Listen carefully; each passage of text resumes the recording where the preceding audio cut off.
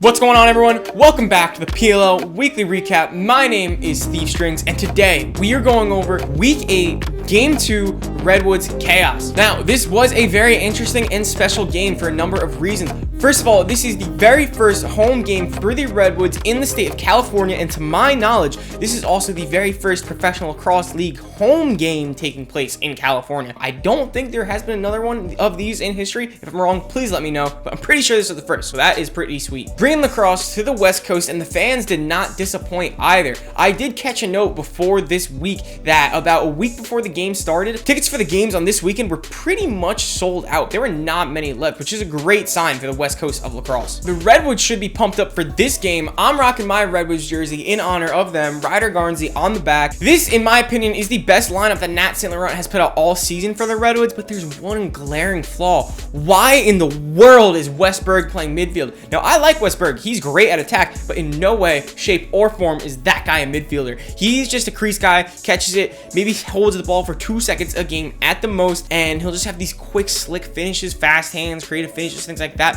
He can't do any of that from midfield, so I don't know what's the point of even playing with him if you're going to start Chris Gray at attack. I do like Chris Gray at attack, but Westberg at midi is just not the look. I mean, the Redwoods do need to get more out of their midfield, but I think putting somewhat of an off-ball crease player on your midfield line just doesn't make any sense and isn't going to get you the productivity you're looking for. From the Chaos side of things, they are fresh off what I consider to be the most physical game of this season versus the Whipsnakes last week. Now, I did record a video for that game, but I didn't post it because I was experimenting with somewhat of a different style of video. It was more of like a podcast, one take, casual kind of thing. Let me know if you guys want to see that. I really enjoyed that game. That might have been my favorite of the season, but I just didn't really get time to edit it. So if you still want to see it, even though it's late, let me know. The Chaos also have Mark Lassini back, and they should be looking for big games from Blaze Riorden and Knoblock after they had incredible performances last time against the Whipsnakes. Knoblock, of course, was the game winner, and Blaze had 16 saves that game, standing on his head. They had an OT winner in that game. Final note before this game starts is that they are playing on a natural grass field. So how will that impact the players? Will they be looking to take a lot of bounce shots this game? Will they be slipping and falling all over the place? Is someone gonna get hurt? I hope not, obviously, but that sometimes happens on these different playing surfaces. But without any further ado, let's get right into the first quarter. So we can start off with the scoring for this one. About 3 minutes into this game, Ross Scott runs around from X, tough finish with contact, and he puts this one near post. Now, this one is a little bit more unique than you realize. First of all, I don't know what Merrill's doing. He needs to follow his man around at the behind of X and not go over the top. You're obviously going to get beat at that point. But Ross Scott does a great job of not just wrapping this one around the goalie, which is what most goalies expect from a shot like this one. He puts it near post after a little bit of a head fake. Great finish through contact from him. A couple minutes later, Jack Kelly on the Redwood side of things makes a huge save. Great find from Josh Byrne here, even though everyone in the stadium could see that pass was wide open. But Jack Kelly gets down all the way and makes this incredible save right in the doorstep. Major hype moment there. How could you not love seeing a goalie make a crucial 1v1 stop like that? Once again, great look for Byrne, but the goalie just denies your dreams there. Rob Panell shows off his skill and his veteran instinct right here, where he is wrapping around the front side of the goal, loses the handle on his stick, but gets it back, stays calm, and still puts it past the best goalie in the world.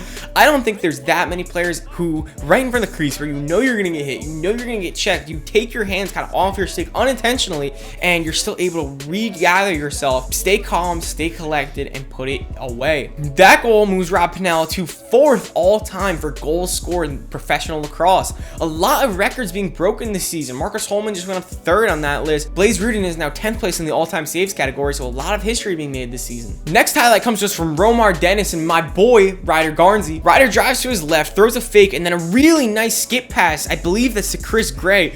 He gets a hockey assist because Romar Dennis, with some absolute gas, he goes 99 miles per hour, top bings on Blaze Riorden. This one's an absolute rip, and as a Redwoods fan, I love seeing this from Romar. He hasn't been doing that much for us this season, and of course we brought him in to be that 2-point threat, and he executes, shows why we took him on the team this season. Maybe getting back a little bit of that Champ Series 6's form. Then we get this great defensive play by the Redwoods. Mikie Maezon decks a man here, long pole, picks up the ball, a little shovel pass, doesn't really work out, and then Troy Ray also comes and picks up a slick ground ball here. Maea is a much braver man than me though, because if I saw Mikie Maezon and 3 of those tree trunk big man Redwoods swarming me in the middle of the field, I'm not driving in like that. I'm pulling that thing out and passing it off. And on this week's edition of Ryder Garnsey ending up on the floor from a big hit, happens literally every week. Don't know what he's doing. Ground ball. He just stops playing and gets leveled.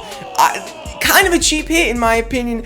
I don't know. I didn't know you could just deck anyone you want as long as the ball is on the floor near him, because Ryder wasn't looking at the play here. But at the same time, what are you doing, Ryder? Why are you just standing on top of the ball like that? I mean, you're asking for trouble there. Cheap hit, yes. What are you doing, Ryder? Absolutely don't know what's going on there. We've got a lot of Redwoods highlights in this first half. I promise I'm not being biased just because I'm wearing the jersey and it's their homecoming. The Chaos just didn't really get much going in the early part of this game. This time it's Romar Dennis, who's definitely got his swag back. He shakes and bakes from the top wing, runs to his right, pretty much running parallel to the goal. That's not parallel. That's the opposite of parallel. What's the word when you're doing this? I don't know.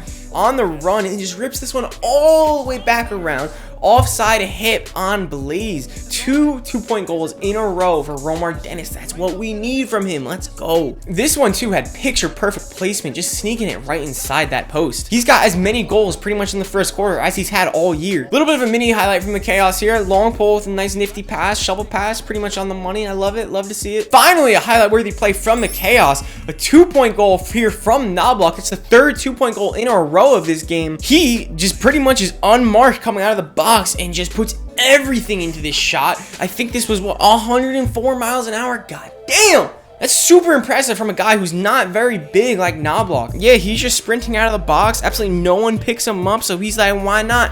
I'm going straight heat on this shot. Not great placement. That's stick side high on Jack Kelly, but he beats him from pace alone. To end off the half, the Redwoods are 2 men up, and this one I feel like was kind of a mistake by the referee. They made a mistake with the timing on this penalty or something, because it should only have been 1 man up. They made a little bit of an error. Either way, it cost the Chaos a goal, because Ryder Garnsey, with a really slick no-look pass, finds Westberg right on the crease, and this is what I'm talking about. Westberg belongs at attack. He's a crease man. All he does is sit there off ball. I mean, I'm sure he's more versatile than this. He can do more, but what he's known for is just sitting off ball, catching a quick stick, putting it away. Creative, not creative, who cares? He's got fast hands. That's where he belongs. Not at midfield. He can't dodge, but he doesn't dodge a lot. Either way, great pass, great finish, good way to take advantage of the man up for the Redwoods. Now, going into halftime, the score is 6-3 in favor of the Redwoods. This game is being defined by two things alone: 2-point goals and turnovers. Super sloppy game from both sides. I haven't shown you guys any of that because who wants to watch turnovers all day? But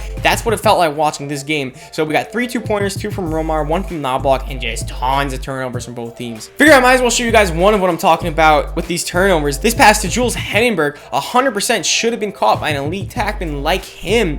He's sitting right on that middle of the field area. If he caught this, it would have been an easy goal. And then again, the same exact play pretty much. He drops another one off the top of his stick. Second one was a bit harder to handle, but still, you got to expect your professional guys to be making plays like this. Jules, unfortunately, has not been playing great the past 2 games. You guys know I love him, but hey, tough love goes too. He's got to play a little better. On a more positive note for the Chaos, they get their first goal of the second half from their D Mini Geddes. He straight effort play, has a good old-fashioned summer ball wheels play. He just gets this thing, sprints all the way down the field, and it actually is a nice shot too. He sneaks this one offside hit right inside the post. Kind of similar placement to that Romar Dennis shot from a different spot on the field, of course, but hey, every Laxdad in the world loves this play. They were screaming wheels on their TV, and he delivered on it. Great run, great take, great effort. Absolute classic short stick D-midi play. And my apologies, that was an offside hit. That was another one that was stick side high on Jack Kelly. Jack Kelly is so good at saving those low and away shots that are supposed to be tougher,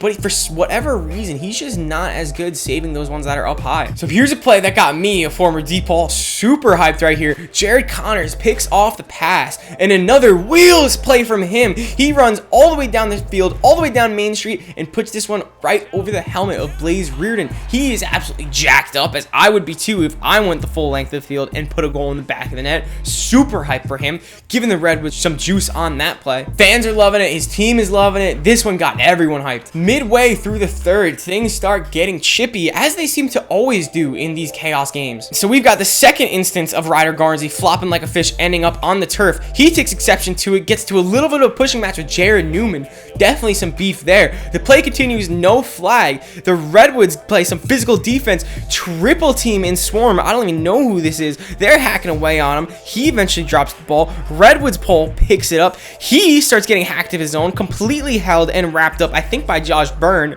Redwoods defender throws his stick on the floor. This isn't even over yet. I don't know what, maybe about 15 seconds later, the Redwoods get the ball back on offense. CJ Curse finds Ryder Garnsey in a little pocket of space, and a super impressive finish by him here. Offhand quick stick, gets a ton on this. Jared Newman falls over him. He gets right back in his face, chirping. These two guys do not like each other. They were going at each other all game. To be honest, I'm a Garnsey fan, obviously, but Jared Newman did get the better of him this game. On this instance, though, Ryder Garnsey gets the last laugh. Super tough offhand with the quick stick. He puts everything on this, torques it all the way. That's why it ends up on the ground. If you want to talk a play that's going to juice up your team and hype up the squad, that was it. Going right back at the guy you got beef with, scoring a goal on him, and then getting in his face afterwards. Come on. That's why we love sports. That gives the Redwoods a 5-goal lead, which is actually their largest lead of this season. So that just goes to show the struggles that they've had so far. My boy Jules must have heard me chirping, talking about he wasn't playing good the last 2 games because he gets a nice find from Josh Byrne, finishes, throws a couple fakes for the net, but he takes not really a big hit, but he stays down and is hurt off that Arden Cohen hit on him. The Chaos take exception. They think it's a little high, a little late. They try and stick up for their teammate. Charlie Bertrand sticks up for his teammate. Just a little pushing and shoving, nothing serious. Chris Fake does end up getting a 1-minute unreleasable for this because it is a bit of a weird play. He totally does hit him with his elbow in the back of the net, but it didn't really seem intentional to me. Yeah, that definitely hurt. Yeah, it didn't look good. But when you go to hit someone, you kind of put your arm up like this anyway. He should have had both hands on his stick for sure. It looked bad. I don't think he meant to do it, but I would have been okay if they even gave him a bigger penalty than the 1-minute unreleasable that they gave him. Actually, it wasn't even unreleasable. They gave him straight up 1 minute. Anyway, though, great pass from Josh Byrne. Jules Henenberg, fearless on that play. Look at the wherewithal to get that fake off and score the goal while then trying to protect himself. Obviously didn't do a good enough job. He's staying in the game. Glad he's all right. Crunch time in the 4th quarter. The score is 10-6 in favor of the Redwoods. They looked really good in that quarter, but you can't sleep on the Chaos. They have the potential to get these comeback victories and finish out games late in the 4th, like we saw last week with their OT winner. Ryan Tierney then gasses up the Redwoods even more. He's typically an offensive midfielder, but he sprints all the way back off this turnover and stops the fast break goal with his trail check. That is hype to the max. That is the level of effort anyone would love to see from their midfield. Now, I can't say I told you so, but I told you so. I said Knoblock was one to watch to have a big game this time around, and he does, and proves it again right here. Usually he's shaking and baking up top. This time a real simple dodge. Just sprints to his right, and super casually, he just whips this one into the net. Complete wrister. This one reminded me a lot of Tom Schreiber just because of the fact that there's very little windup. He got the shot off super quick, but it still had pace on it, all in his wrists. When you can get a shot off that quick, the goalie obviously doesn't have time to read it, doesn't have time to prepare. Those are going to go, if they're on net, a good percentage of the time. Major Tom Schreiber or Grant Ament influence on that goal. Another slick play, this time by a Chaos long pole. He throws a slick little BTB to his teammate here. Didn't lead to a goal or anything like that, but I want to show you guys the fun plays. Sweet long pole plays like this one from Jared Connors, who in a big moment in the 4th quarter, ground ball in the middle of the field. He pushes the defender out of the way, gooses it across his body to make a nice easy GB for him, gets it up to his attackman, and they can chill. If you love lacrosse, you appreciate that play right there. And guys, that was only with 5 minutes left in the 4th, but nothing really happens after that. The Chaos get one more, but it's not enough. The Redwoods end up winning this game 10-8. Great for them. They move to 2-4 on the season and get a much needed victory in their home debut. I'm sure they got a lot of energy and a big boost from that crowd, who they showed out, to be honest. Shout out to that California crowd, because that was one of the louder crowds that I have heard so far this season. Sloppy offense from both teams, but at the same time, great defense from both teams as well. Both goalies played out of their minds this game too. The Chaos seem to always be getting involved in these chippy games. They are definitely a rough and tough team, always finding a way to get under the other team's skin. Knoblock is really impressing me. I took notice of him during the first couple of weeks because he played outstanding. He wasn't really getting production necessarily, but if you just watch this guy dodge and you saw the separation he's able to get, some of the moves he puts on, he's like Michael Sowers from the midfield, in my opinion. He is fantastic, super entertaining, super quick feet, elite dodger, one of the best in the league, maybe the best from midfield. So wrapping it up by giving you guys some of the notable performances from this game. Like I just said, Knoblock played great. He had 2 points, 2 goals, 1 assist, and 1 2-pointer, but I think he did play better than the stats even indicate there. Jared Newman and Jack Rowlett played an amazing game, especially against the stacked Redwoods attack line. You've got Rob Panell, Garnsey, Mikie, and Chris Gray,